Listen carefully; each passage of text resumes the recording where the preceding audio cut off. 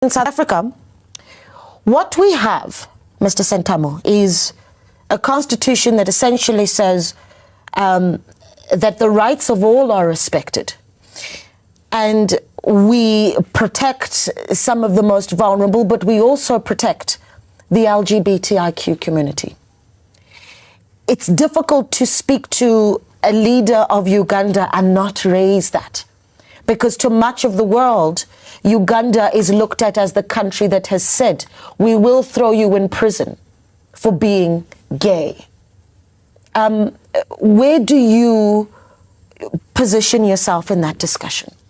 There comes the LGBT question again.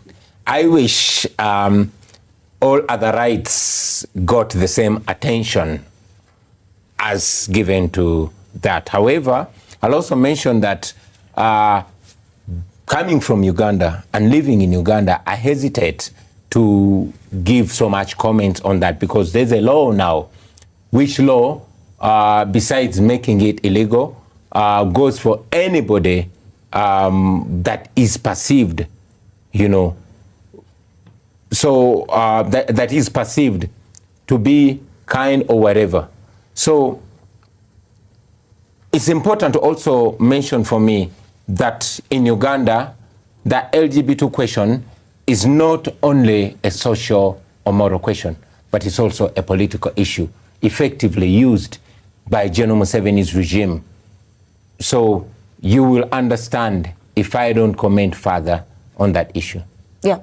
You say that it's, and just, we don't necessarily need to go into it if you can't go into it, but you say that it's a political tool. Yeah. How has it been used? Well, it was first brought up in 2014 by the regime, and it's brought up again, and it's what General Museveni throws up again, throws around again. If he's not throwing out the foreign agent question, claiming that, oh, the opposition in Uganda is sponsored by foreigners. They say, oh, the opposition in Uganda is sponsored by LGBT, etc., etc. So they hope to frame a law and then find a way of squeezing its opponents in that law.